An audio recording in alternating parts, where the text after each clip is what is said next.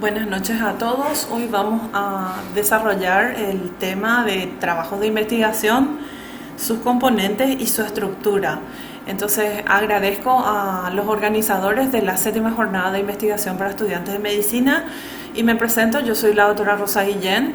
Hice mi doctorado en bioquímica y biología molecular en la Universidad de La Laguna, España, y al reincorporarme al país comencé a trabajar como docente investigador del Instituto de Investigaciones en Ciencias de la Salud.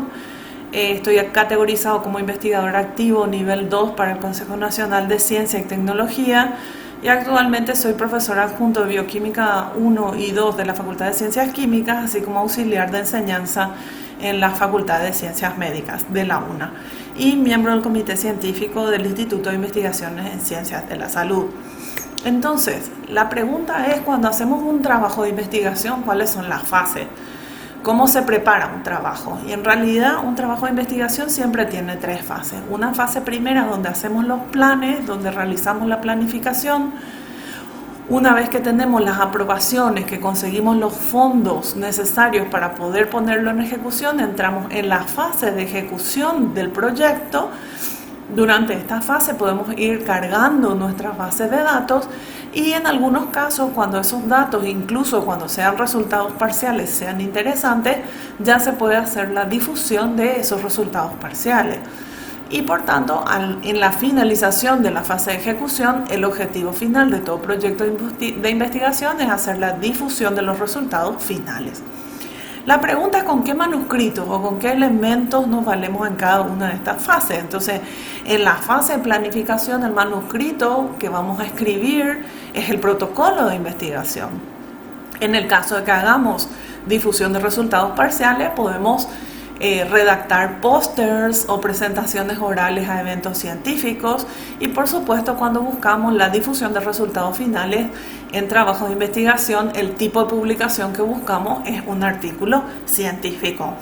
Entonces en la noche de hoy nos vamos a centrar sobre todo en esta primera fase, cómo se hace la planificación y qué es realmente un protocolo de investigación. Entonces la pregunta es, ¿qué es un protocolo de investigación? Y a veces podemos estar un poco asustados frente a lo que es esto. En realidad es un plan escrito, de lo que vamos a hacer. Por tanto, ¿por qué es importante este manuscrito? ¿Cuál es la utilidad de este protocolo? En primer lugar, porque nos permite organizar el trabajo sobre papel, de manera a optimizar el esfuerzo, optimizar el tiempo y sobre todo optimizar los recursos, ya sean recursos de humanos, de investigadores y de su tiempo, pero también recursos económicos que siempre son escasos para realizar investigación. Entonces todo tiene que estar muy calculado y bien planificado. El protocolo también tiene como uno de los objetivos elegir a la población en estudio, pero sobre todo salvaguardar o proteger a esos sujetos que van a participar del protocolo de investigación. Es decir, siempre buscar el mecanismo que cause el menor proceso invasivo, el mayor beneficio, la mayor protección del sujeto de investigación. Y por supuesto, una vez que tengamos el protocolo escrito, finalizado, fundamentado, nos sirve como un documento para buscar financiación, que no es una cosa menor. Entonces, ¿qué cosas tiene que responder un protocolo? Un protocolo tiene que responder qué se investiga, por qué queremos investigar eso, cómo vamos a hacer para investigar ese tema y sobre todo en quiénes vamos a investigar. Entonces, el protocolo responde a cada una de estas preguntas con diferentes componentes del protocolo. Por ejemplo, la pregunta de investigación es la que va a responder qué se investiga. El marco teórico, la introducción, la justificación nos va a decir qué se sabe sobre el tema, qué no se sabe sobre el tema y sobre todo por qué es importante estudiar el tema. En la justificación es uno de los ítems más importantes para el hecho de poder conseguir financiación. ¿Cómo investigamos? Ahí vamos a tener toda la metodología científica, el diseño, las variables, los asuntos estadísticos, el tamaño de muestra, etc. Y en quiénes vamos a hacer el estudio, por supuesto, es la población, ¿sí? Entonces, cosas importantes que tienen que tener en cuenta. y que tal vez parecen muy evidentes, pero que no siempre son tan evidentes. El protocolo es un plan de trabajo, se escribe antes de realizar el trabajo. Y como se escribe antes de realizar el trabajo, todo el manuscrito tiene que estar escrito en futuro. Y como el trabajo no se realizó aún, jamás el protocolo puede tener resultados del trabajo.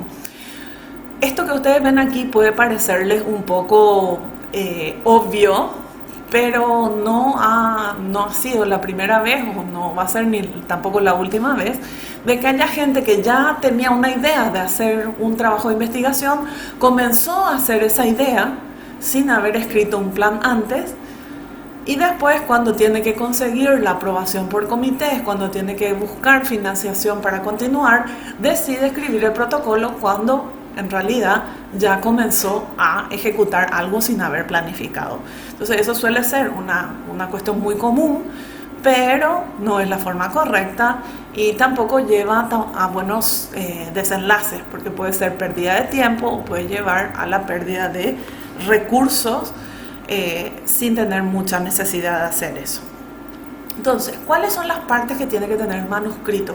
Un protocolo puede tener formatos diferentes dependiendo de la entidad a la que ustedes vayan a presentar el protocolo de investigación, a la institución en la que estén, pero básicamente los componentes son los que vamos a ver ahora. En primer lugar, la pregunta de investigación, que indica cuál será el tema que queremos investigar, el tema de estudio. La introducción, el marco teórico o los antecedentes son donde podemos exponer qué información se conoce, qué es lo que ya sabemos con referencia al tema. Aquí también podemos acotar cuáles son los focos o los puntos que no se conocen todavía y por tanto justificar por qué queremos hacer nuestro protocolo. En tercer lugar, el diseño, que nos indica cuál va a ser la forma en que vamos a enfocar el estudio. Y en este caso, hablando de investigación clínica, que es lo que nos enfoca en esta jornada, los diseños son bastante específicos y tienen forma de ser elegidos. Lo vamos a ver un poco más adelante. Después tenemos a los participantes, que son básicamente los sujetos que van a ser estudiados, y por supuesto también cómo los vamos a seleccionar, es decir, los criterios de inclusión y también criterios de exclusión. En la parte de metodología vamos a incluir a las variables, es decir, qué es lo que vamos a medir, cómo se definen cada una de estas variables, qué tipo de variables son. También tenemos que definir los temas estadísticos, como cuál es el tamaño de la muestra mínimo que vamos a incluir en el estudio y cuáles son las herramientas estadísticas que vamos a utilizar para analizar los resultados. Y por supuesto, si bien está en el último punto, no es uno de los tópicos más importantes, que son los temas éticos. Es decir, aquí es donde tenemos que declarar cómo vamos a proteger la confidencialidad de la información del paciente, cómo le vamos a dar acceso a la información, es decir, que él nos dé permiso, que tenga acceso a la información del proyecto, de qué es lo que se hace, para qué se hace, cuáles son las ventajas que él participe, que su participación es voluntaria y que luego nos deje su consentimiento informado en un formulario. Entonces, comencemos con el primer componente, una buena pregunta de investigación. Una buena pregunta de investigación tiene que tener ciertas características, tiene que ser factible. Hay buenas preguntas, pero que de repente son imposibles de realizar, entonces uno tiene que ir achicando el tema si la pregunta inicial no era factible.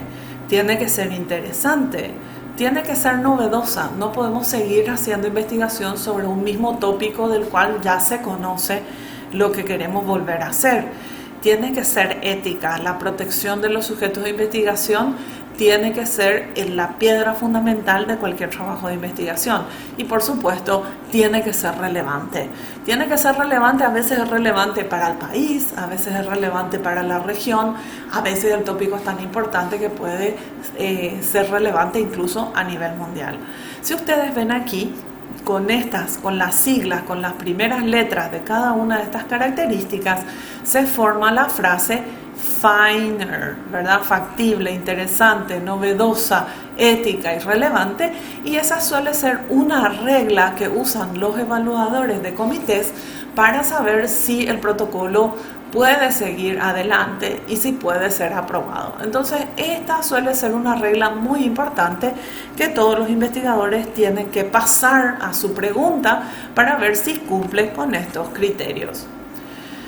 En el ítem de antecedentes, ustedes van a ver que en algunos formatos se le da el nombre de introducción, en otros el marco teórico o de justificación, o incluso la justificación puede estar incluida como el último párrafo de la introducción, pero básicamente a qué va orientado el tópico de antecedentes.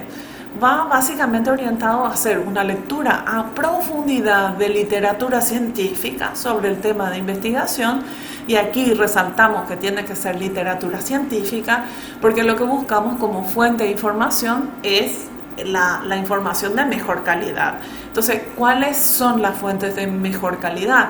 Los artículos científicos que están publicados en revistas serias, en revistas que tienen pares evaluadores y que están indexadas. Y ahí viene la pregunta, ¿qué es una indexación? Por ejemplo, una revista indexada es aquella que aparece en PubMed, aquella que aparece en Cielo, aquella que aparece en Hinari, ese tipo de revistas que llega a estar en estos buscadores internacionales cumple con muchos estándares de calidad y por tanto certifican que los artículos que están publicados y que la información que está en esos artículos es de calidad.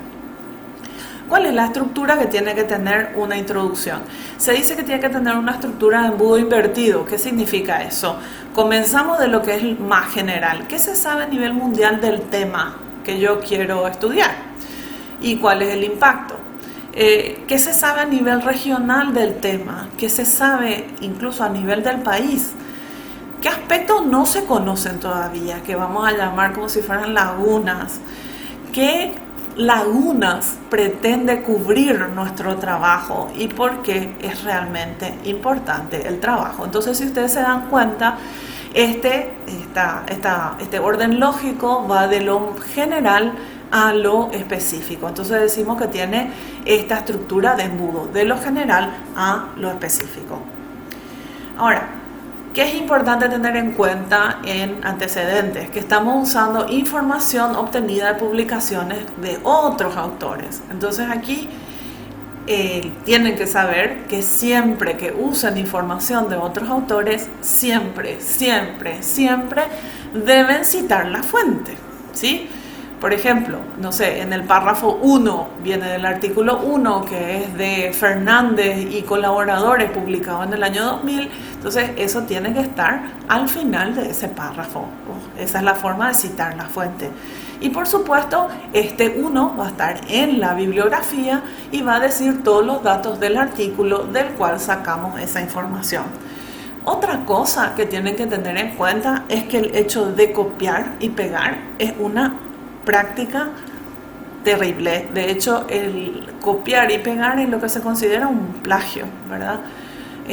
Por tanto, cuando usamos la información de otros autores, tenemos que realizar un parafraseo, tenemos que hacer una redacción propia en la cual se presenten esos datos y a su vez reconocer el mérito del autor citando la fuente en el texto y también en la bibliografía. Cuando hablamos de los objetivos del proyecto, vamos a tener dos grandes tipos. El objetivo general, que es básicamente la pregunta de investigación, pero expresada en infinitivo, y los objetivos específicos, que también se escriben en infinitivo y que básicamente disgregan a esta pregunta de investigación en cómo vamos a responderla, cuáles son las acciones que vamos a hacer para responder a esta pregunta de investigación. Recuerden una cosa importante, digamos que la redacción de los objetivos específicos es extremadamente importante porque los resultados también se van a presentar una vez que ustedes los tengan en sus artículos científicos, tratando de cumplir cada uno de estos objetivos. Entonces es importante fijarse objetivos que se puedan lograr y no poner objetivos demasiado ambiciosos que después no se puedan lograr con el proyecto. Entonces, estos objetivos están dirigidos básicamente a elementos básicos del problema, deben ser medibles y observables, claros y precisos, tienen que seguir un orden lógico, siempre en el orden en el que vamos a resolver el problema, y por supuesto están expresados en infinitivo. Cuando entramos a la metodología, una de las primeras cosas que elegimos es el diseño metodológico. El diseño puede tener diferentes características según el criterio que tenemos para clasificar al diseño. Por ejemplo, dependiendo del marco temporal en el que vamos a tomar las muestras o ejecutar el protocolo, puedo tener, por ejemplo, diseños de corte transversal cuando lo que hago es realizar una sola determinación. De corte transversal o de corte transverso, ustedes lo van a ver de las dos formas citadas en diferentes escritos. Hablamos de protocolos prospectivos cuando las mediciones de las variables se hacen en el futuro. Y hablamos de protocolos retrospectivos cuando las mediciones que estamos incluyendo de las variables de nuestro protocolo se hicieron en el pasado. Entonces aquí la pregunta es cómo pudieron hacerse las mediciones antes. Y ustedes saben que hay muchos trabajos que se basan en el estudio de bases de datos existentes. Por ejemplo, la revisión de fichas de los hospitales. Yo quiero saber, no sé, el peso de los recién nacidos del servicio de neonatología. Entonces me voy a la base de datos de neonatología y comienzo a levantar y armar una base de datos con el peso de los recién nacidos. Entonces, este peso o esta medición ya se hizo en el pasado. Por tanto, según el marco temporal, sería un diseño retrospectivo. Según el enfoque epidemiológico, tenemos básicamente dos diseños importantes y se centran en estudios de tipo analítico, en los cuales vamos del resultado al factor de riesgo. Por ejemplo, yo quisiera saber si el hecho de haber fumado tiene algún efecto en desarrollar cáncer de pulmón. Entonces, ¿cuál es el resultado? El resultado del cáncer de pulmón. Y el factor de riesgo es haber fumado, ¿sí? Entonces, si yo hago un estudio y me voy al Instituto del Cáncer, busco todos los pacientes que tienen cáncer de pulmón y les pregunto si fumaron o no, estoy yendo desde el resultado al factor de riesgo, y eso es lo que se llama un diseño de caso y control. Ahora, yo puedo ir al revés, del factor de riesgo al resultado. Entonces, en ese caso, le preguntaría a población general quiénes son los que fuman y los que no fuman, y les sigo preguntando durante 20 años para ver quiénes de ellos desarrollaron o no el cáncer de pulmón. En este caso voy del factor de riesgo al resultado, y ese tipo de diseño se llama de cohorte. Estos dos diseños son diseños analíticos. Según la intervención del investigador, si el investigador solamente observa el fenómeno, si no hace ningún cambio, ninguna intervención, hablamos de diseños observacionales. Pero si hago una intervención, estoy ya entrando dentro de los diseños experimentales. Y aquí la pregunta es, ¿qué se considera como una intervención? Una intervención es, por ejemplo, darle un fármaco. Yo quiero saber si las estatinas disminuyen el colesterol. Entonces, mido el colesterol de mi paciente, le doy la estatina por 3 meses y vuelvo a medir el colesterol al final de esos 3 meses. Entonces, el hecho de darle el medicamento es una intervención. Por tanto, ese tipo de estudio es un estudio experimental.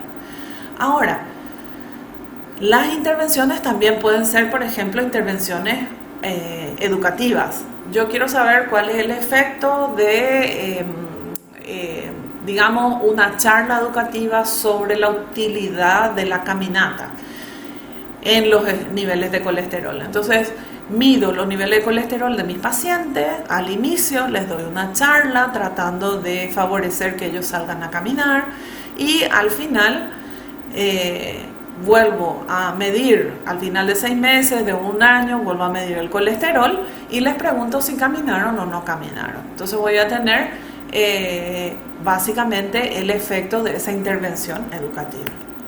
Entonces, cuando hacemos el diseño es importante tener una idea clara de cómo elegir. Entonces, hay una forma muy fácil de cómo saber cuál es el diseño que uno va a elegir. La primera pregunta que tengo que hacer es, ¿hago una intervención o no? ¿Le doy un fármaco a mi paciente? Sí, entonces estoy haciendo una intervención.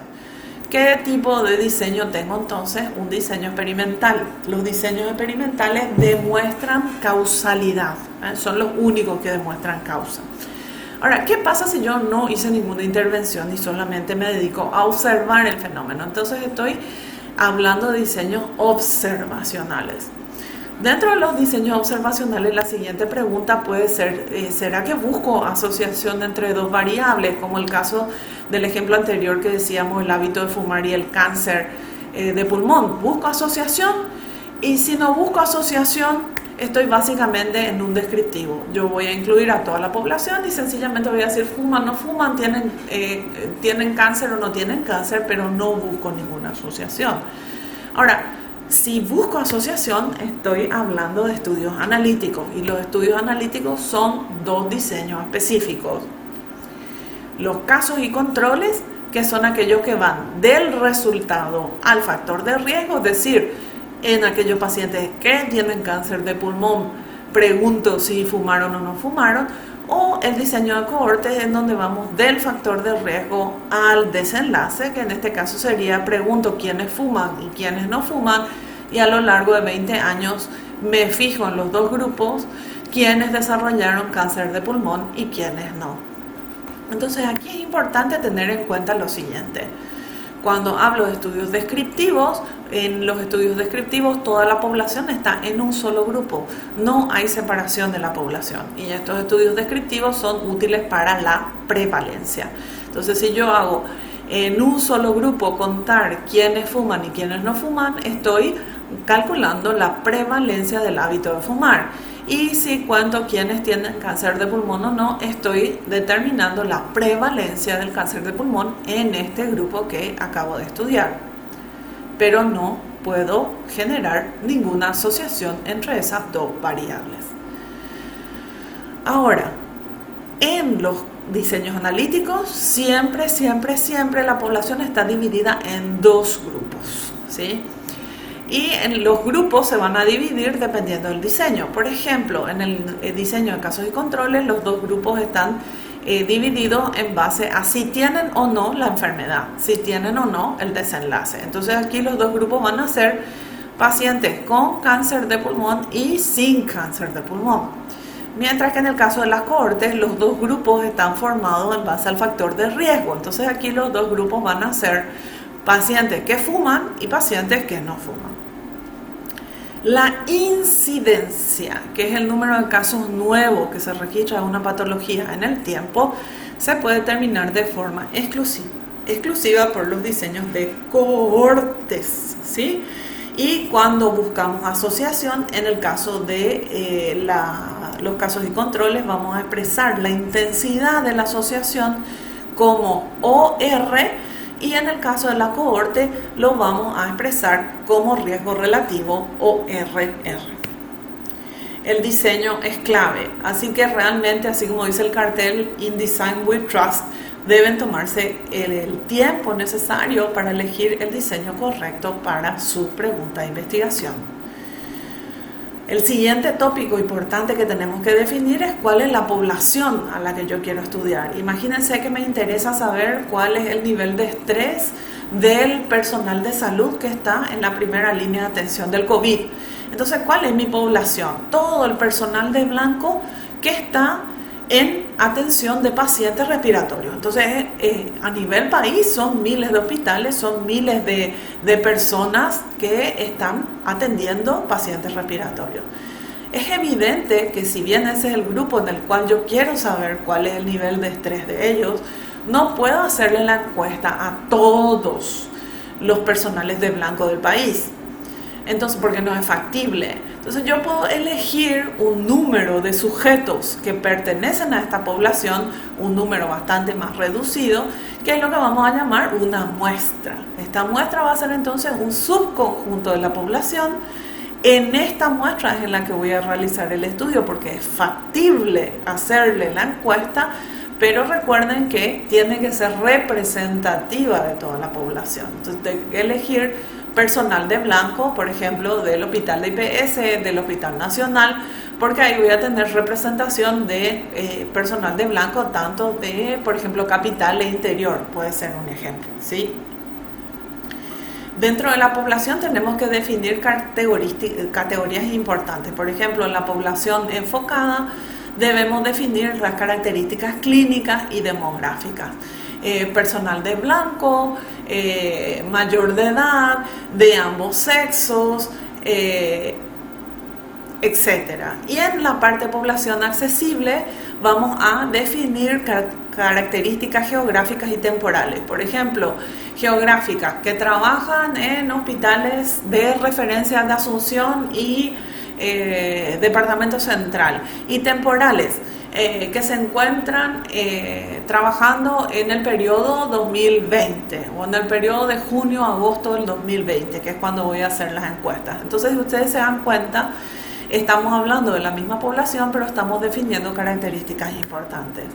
Dentro de la población también tengo que poner cuáles son los criterios de inclusión. Si yo digo personal de blanco, ¿pero qué personal de blanco? Se incluirán como personal de blanco a médicos, enfermeras, camilleros, laboratorio, gente de laboratorio.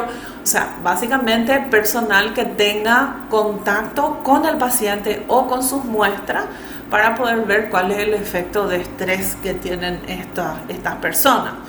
Y los criterios de exclusión, ¿cuáles van a ser? Por ejemplo, personal de blanco mayor de 65 años, porque probablemente ellos ya están exentos de prestar servicio por los criterios de salud de esta pandemia, o personal de blanco que no desee participar. Recuerden que la participación en todos los proyectos tiene que ser voluntaria. Entonces, ese tipo de criterios con los cuales vamos a decir, bueno, este sujeto no puede participar, se determinan o se describen en los criterios de exclusión.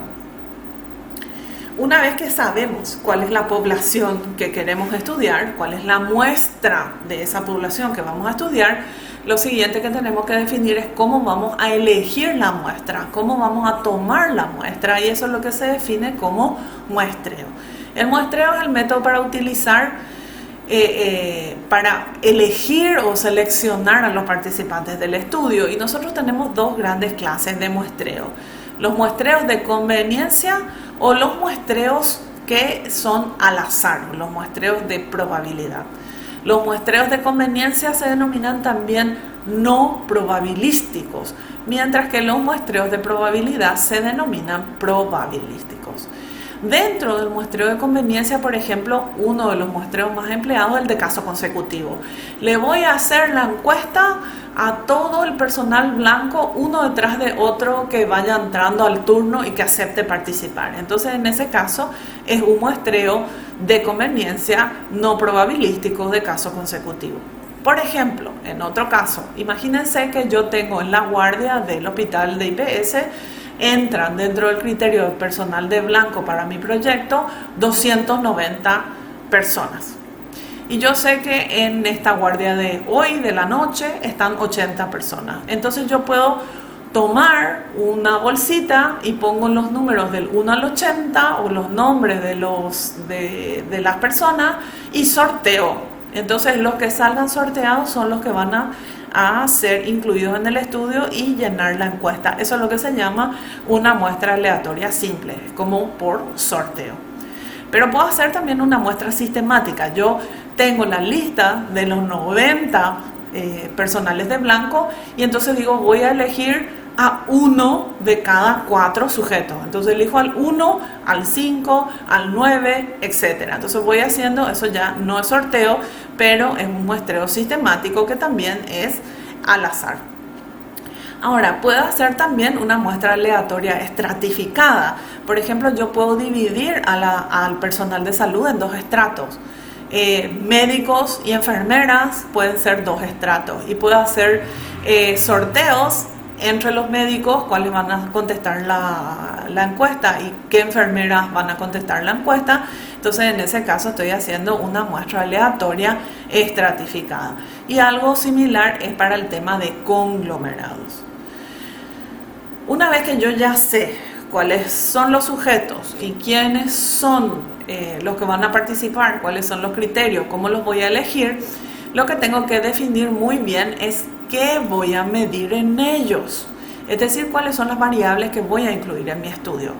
Las variables pueden ser de dos grandes clases, las variables cualitativas y las variables cuantitativas.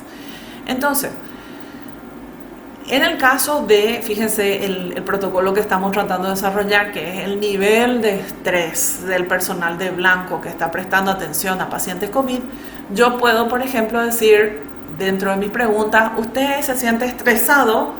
Y el personal de blanco me va a decir sí o no. Entonces, fíjense que ahí no me da cantidad, me da solamente dos categorías y estas dos categorías son solo sí o no. Entonces, ese tipo de preguntas de ¿tiene estrés? Sí o no, es una variable cualitativa de tipo dicotómica. Pero, por ejemplo, yo le puedo preguntar, mire, ¿qué tan estresado se siente usted? ¿Todos los días está estresado? ¿Solo algunos días está estresado? Prácticamente todos los días, ningún día está estresado. Entonces fíjense que ahí me va a marcar una categoría y tengo varias categorías. Entonces en ese caso tengo una variable politómica.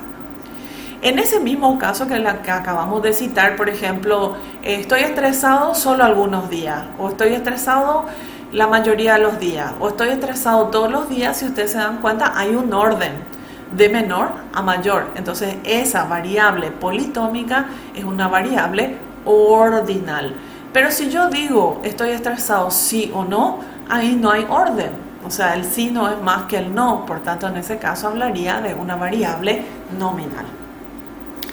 Ahora, si yo quiero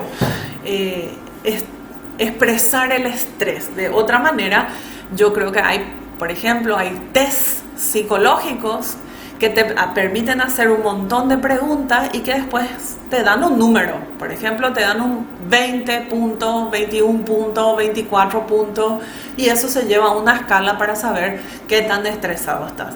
Entonces, si yo aplico ese tipo de herramienta, ya no estoy aplicando una variable cualitativa para medir el estrés, sino que estoy aplicando una variable cuantitativa. Si mis resultados son números pequeños y no son infinitos, por ejemplo, mi puntaje, mi escala de puntaje puede ser del 1 al 30, estoy hablando de una variable cuantitativa discreta, ¿sí? Ahora, cuando uso variables continuas o cuando me refiero a variables continuas, y básicamente cuando tengo una variable cuyo valor puede tener una escala bastante más infinita. Por ejemplo, yo puedo decir el peso, yo peso, no sé, 60,5 kilos, pero otro pesa 88,300. Entonces ahí vamos, el peso sería un ejemplo de una variable cuantitativa continua. O por ejemplo, ¿cuántos hijos tiene? 1, 2, pero no tiene 1,5 hijos, ¿verdad? Entonces ese sería el número de hijos, sería una variable cuantitativa discreta. Si yo puedo medir el estrés, ¿está estresado sí o no? ¿O estoy estresado 2 días, o todos los días, o solo algunos días? ¿O puedo hacerle una encuesta que me diga que el nivel de estrés es tanto, tanto, tanto? ¿Cuál de las escalas o cuál de las preguntas me conviene más? Si yo puedo elegir, siempre que pueda elegir, debo optar por las variables cuantitativas. ¿Por qué? Porque eso va a ser extremadamente útil para los asuntos estadísticos. Nos va a permitir calcular un tamaño de muestra mucho menor que si yo usara una variable cualitativa para mi estudio. Y además de eso, me permite elegir pruebas estadísticas mucho más robustas para el análisis de los resultados. Entonces, siempre que yo pueda elegir una cuantitativa, opto por una cuantitativa, ¿ok? Por ejemplo, quiero saber si mi paciente tiene obesidad, sobrepeso, etc. Entonces, yo puedo poner aquí, ¿tiene sobrepeso sí o no? Pero en realidad podría sencillamente medir el peso y la altura, ¿verdad? Entonces, ¿cuál de las dos opciones es la correcta? El peso y la altura, que son cuantitativas, me van a dar mayor capacidad de elegir pruebas estadísticas más robustas. Los asuntos éticos si bien van casi al final del protocolo, son elementos claves del protocolo. Y todos los proyectos de investigación, incluyendo seres vivos,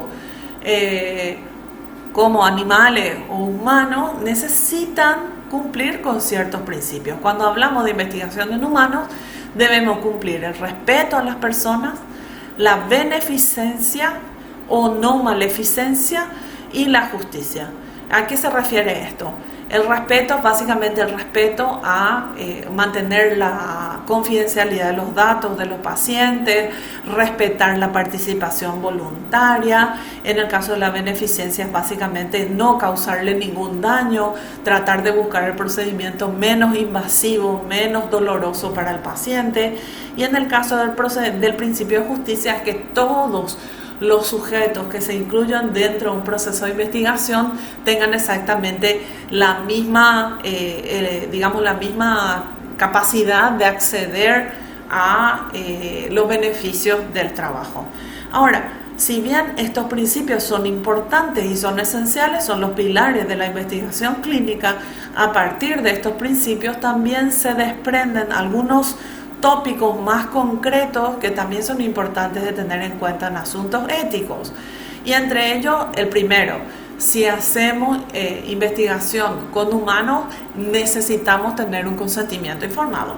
¿Qué significa eso? Que yo le tuve que dar la información completa al paciente, que le tuve que permitir al paciente hacer todas las preguntas que él requería para poder aclarar si quiere o no participar, y una vez que él ha decidido participar, él firma que está de acuerdo en participar en el estudio, y eso es el consentimiento informado, ¿sí? Entonces, el consentimiento informado es un requisito obligatorio en prácticamente todos los estudios con humanos. ¿Cuáles son algunos que se libran de este requisito? Los estudios retrospectivos en los cuales usamos datos clínicos. Solo que en esos casos lo que se tiene que aclarar de manera bien estricta es que se mantiene la confidencialidad de los datos personales de los pacientes. Poblaciones vulnerables. En algunos sujetos es importante tener cuidados extra si queremos hacer investigación en ellos, ¿verdad? Se consideran poblaciones vulnerables, por ejemplo, los presidiarios, porque ellos, como no están privados de su libertad, pueden tener una restricción en el ejercicio de su voluntad.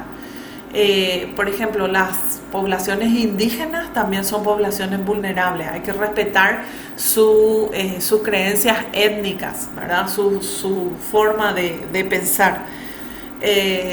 Las embarazadas y los niños, y también las personas con capacidades diferentes son poblaciones vulnerables en las cuales hacer investigación lleva muchísimo más cuidado que en otras poblaciones.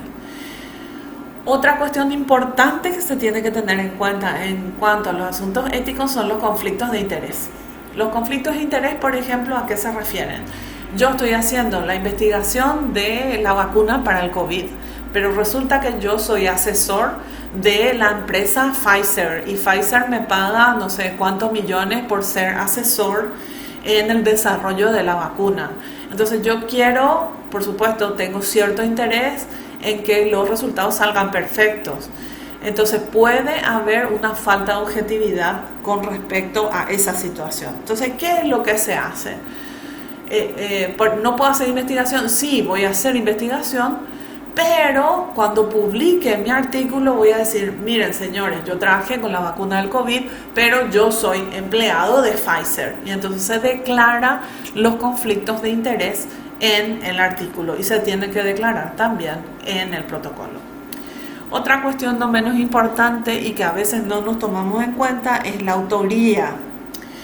Para ser autor de un proyecto de investigación, uno tiene que tener una colaboración significativa. ¿Y qué significa eso? Uno tiene que ser el que ideó, el que creó la idea, el que escribió el manuscrito, el que consiguió los fondos, el que recabó los datos, el que hizo el análisis estadístico, el que escribió el manuscrito, el que revisó el manuscrito antes de que se vaya a publicación. Entonces, esas son las personas que han colaborado significativamente con el proyecto. Por tanto, esos son los verdaderos autores. Ahora, ¿cuáles son algunas faltas de ética que suelen ser usuales? Le voy a poner a fulano porque él es el jefe del departamento, pero resulta que el jefe no estuvo como participante activo en ninguna parte. Entonces, eso es lo que se considera como un autor invitado, ¿sí? Esa es una falta de ética, alguien que no colaboró lo suficiente. Y en algunos casos, y a veces lo más triste, es que hay muchísima gente que colaboró un montón, un alumno que se partió para hacer todo el trabajo, pero no ponen su nombre. Entonces, en ese caso hablamos de un autor fantasma, alguien que sí tenía el mérito para ser autor, pero que por algún motivo lo dejaron fuera. Entonces, la autoría es algo que se tiene que decidir, y las funciones que cada uno de los autores va a cumplir es algo que se tiene que decidir en el protocolo, antes de la ejecución del proyecto, no al final, para evitar problemas desagradables. Ahora, entonces, después de todo esto, tips para el éxito de una propuesta. ¿Cómo hacer un protocolo que pueda ser aceptado y que consiga financiación y que pueda ejecutarse y que después pueda publicarse? Primero, ojo con los detalles. Realmente los evaluadores se fijan hasta en la forma en que ustedes escriben el castellano. Por favor, no tengan faltas ortográficas, que el formato sea correcto, que las sangrías tengan lo que tengan que tener, que el formato solicitado sea exactamente lo que la entidad financiadora quería. Si la entidad financiadora quería antecedentes y no la palabra introducción, ustedes le ponen antecedentes, puntos y comas como quiere la entidad financiadora. El expertise del equipo de investigadores es extremadamente importante para la evaluación de un protocolo. Entonces, me van a decir, pero si somos estudiantes, no tenemos expertise. Gente, ustedes pueden ser estudiantes, pero pueden tener un asesor, pueden tener un tutor que realmente sea un experto en el área y que realmente esté involucrado con ustedes en el trabajo. La presencia de ese tutor con experiencia le da otra característica al equipo de investigación y le da mayor credibilidad a la propuesta. Entonces es muy importante elegir muy bien quiénes son sus asesores o los miembros de su equipo de investigación. La bibliografía, lo que usan como fuente, tiene que ser bibliografía de calidad. ¿Qué significa eso? Revistas o artículos publicados en revistas excelentes, por ejemplo, publicadas en PubMed, publicadas en Cielo en los últimos años. No, en raras ocasiones funcionan artículos muy viejos, pero solo como cuestión histórica. Uno intenta usar como referencia a la bibliografía artículos de los últimos 5 años. Irrelevante, es decir, en revistas de alto impacto. Y nunca más importante, los plazos para la entrega de las propuestas. No da más pena que gente que viene con una idea excelente para desarrollar un protocolo y que te dicen, ¿cuándo es el plazo para presentar el protocolo? Ay, no, el fin de semana, autora, nos quedan 4 días para escribir el protocolo. Esas cosas no funcionan. Lo tienen que hacer con tiempo para no andar a las prisas, para no entregar algo que no esté de manera correcta. Entonces, ojo con los plazos, se tiene que hacer con anticipación el protocolo. Entonces, muchísimas gracias a todos por su atención y sobre todo mucho ánimo para escribir su protocolo. No queden solo en el protocolo, intenten realizar la ejecución y llegar a la fase 3, que es publicar el artículo. Y para cualquier consulta tienen mi correo puesto en la diapositiva. Muchísimas gracias por su tiempo y espero que todos hayan sacado algo útil de la presentación de hoy.